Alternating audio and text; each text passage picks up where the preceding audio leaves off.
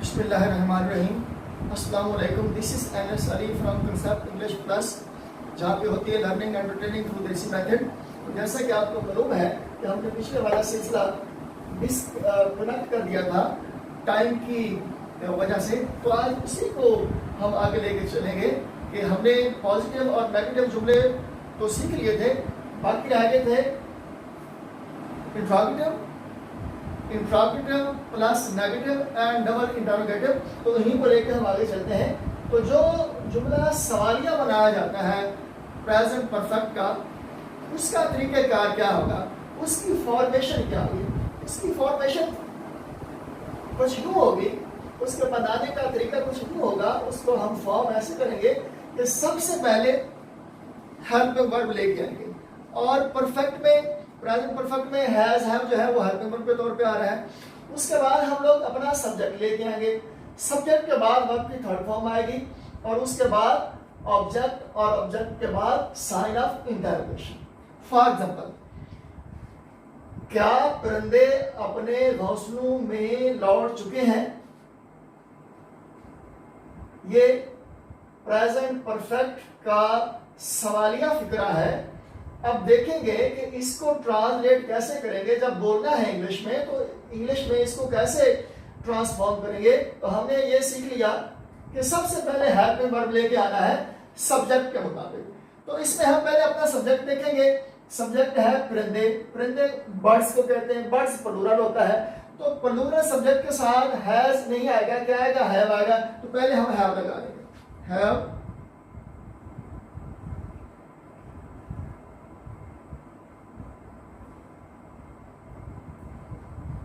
Helping verb के बाद हमें क्या लेके आना है, सब्जेक्ट। सब्जेक्ट हमारा है परिंदे। परिंदे को कहते हैं हैव द बर्ड्स। बर्ड्स परिंदे, हैव द बर्ड्स। उसके बाद हमें क्या करना है, वर्ब की थर्ड फॉर्म लेके आनी है। तो वहां पे वर्ब जब देखेंगे तो वह है लौटना, रिटर्न। तो इसको हम रिटर्न के हिसाब से वो हैव के रोशनी में इसको देखेंगे कि रिटर्न लिखेंगे या इसके साथ कुछ एडिशन करेंगे तो वो रिटर्न होगा। Return, have the birds return.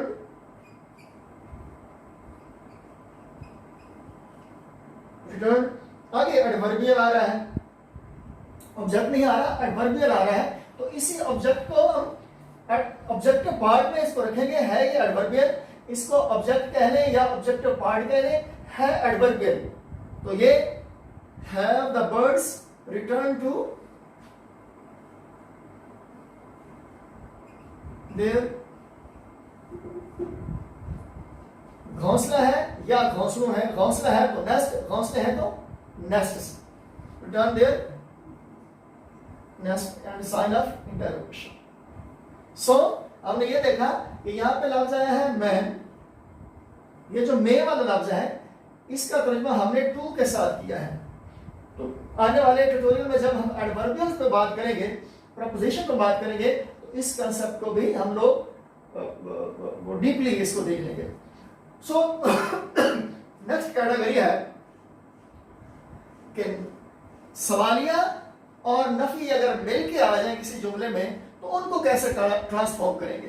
तो वेरी सिंपल, सबसे पहले हेल्पिंग वर्ब। हेल्पिंग वर्ब के बाद नॉट लगा दें, यानी सवालिया और सॉरी, अगर सवालिया और नफी मिलके एक जुमले में आ रहे हैं तो फिर कैसे देखेंगे, हेल्पिंग वर्ब, उसके बाद नॉट लगाएंगे, फिर सब्जेक्ट, सब्जेक्ट के बाद वर्ब की थर्ड फॉर्म प्लस ऑब्जेक्ट। ये फॉर्मेशन है नेगेटिव प्लस इंट्रोगेटिव सेंटेंस की। मसलन यही देखते हैं, ये सवालिया ये था कि आप अपने घोंसलों में लौट चुके हैं। तो इसका सवालिया और नफी वाला स्ट्रक्चर है वो कैसे बनेगा, वो बनेगा क्या परिंदे अपने घोंसलों में नहीं लौट चुके हैं। तो इसको कैसे ट्रांसफॉर्म करेंगे, ट्रांसलेट करेंगे। तो ये एक तरीका है, helping verb, not, subject, verb की थर्ड फॉर्म, ऑब्जेक्ट। और दूसरा इसका तरीका है हेल्पिंग वर्ब, सब्जेक्ट, उसके बाद नॉट लगा देंगे। यहाँ पे हमने हेल्पिंग वर्ब के साथ नॉट लगा दिया, इट्स ओके। यहाँ पे हमने इसको स्प्लिट कर लिया, हेल्पिंग वर्ब और नॉट को हम सब्जेक्ट के बाद लेंगे, उसके बाद वर्ब की थर्ड फॉर्म और ये ऑब्जेक्टिव पार्ट। अगर ऑब्जेक्ट होता तो ऑब्जेक्ट, अब चूंकि ऑब्जेक्ट नहीं है तो इसको हमने ऑब्जेक्टिव पार्ट का है क्योंकि एडवर्ब आ रहा है। तो क्या परिंदे अपने घोंसलों में नहीं लौट चुके हैं? आइए इसको ट्रांसलेट करते हैं, ये कैसे होगा। तो सवालिया जो है हेल्पिंग वर्ब से शुरू होगा, हैव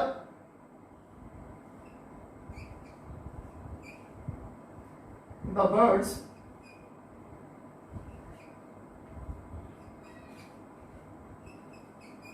not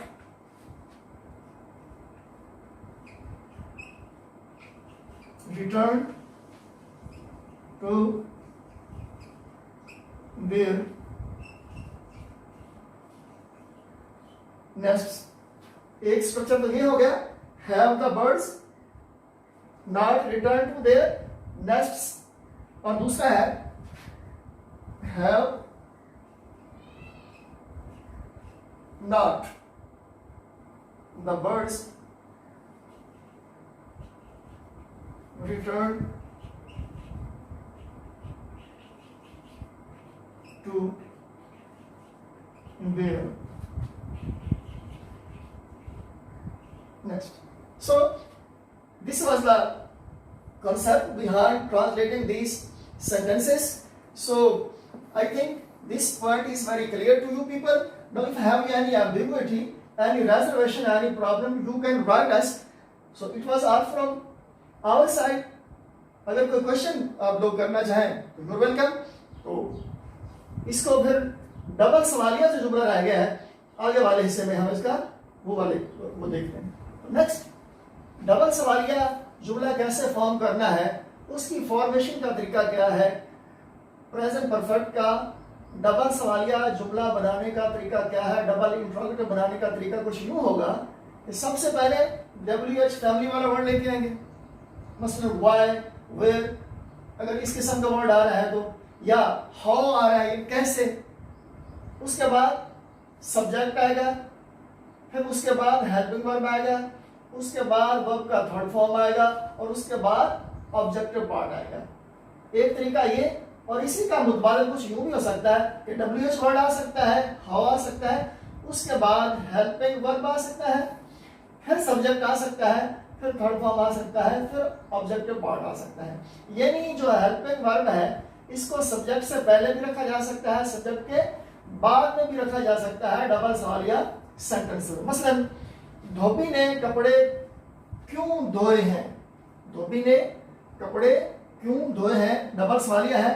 तो इसका फार्मूला हमारे पास आ चुका है कि सबसे पहले WH फैमिली का वर्ड लेके आएंगे वाई, फिर सब्जेक्ट क्या हमारा धोबी, वाई द वॉशरमैन,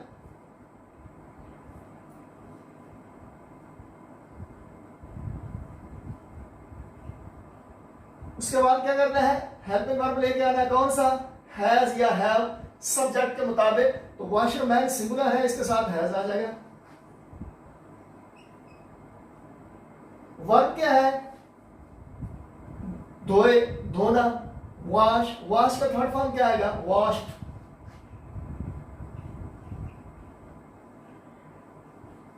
क्या धोए, ऑब्जेक्टिव पार्ट में क्या है, द क्लोथ्स।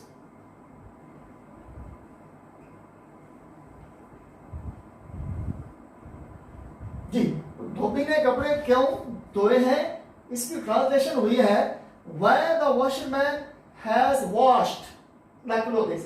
ये वॉश्ड नहीं कहेंगे, इसको वॉश्ड कहेंगे। नेक्स्ट देखते हैं कि अगर डबल सवालिया जुमला नेगेटिव में हो तो इसको कैसे ट्रांसफॉर्म करेंगे। मसलन धोबी ने कपड़े क्यों नहीं धोए हैं, तो ये सवालिया भी है, ये नेगेटिव भी है। तो इस किस्म के जुमलों की फॉर्मेशन कैसे बनेगी, इंट्रोगेटिव प्लस नेगेटिव डबल सवालिया फॉर्मेशन वो कैसे बनेगी। सबसे पहले हम लोग WH फैमिली वाला वर्ड लेके आएंगे। अगर WH वाले वर्ड्स आ रहे हैं तर्जुमे में, या हाउ आ रहा है तो हाउ लेके आएंगे।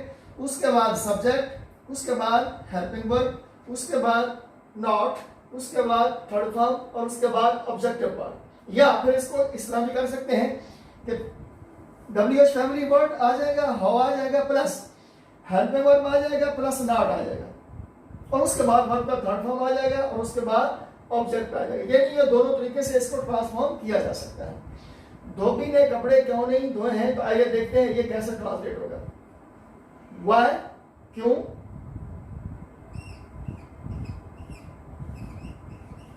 वाई सब्जेक्ट धोबी वॉशरमैन,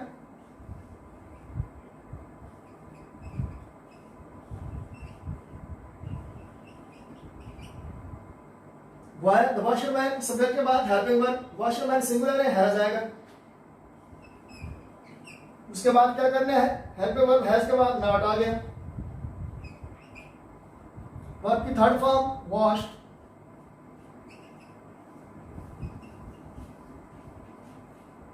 द क्लोथ्स।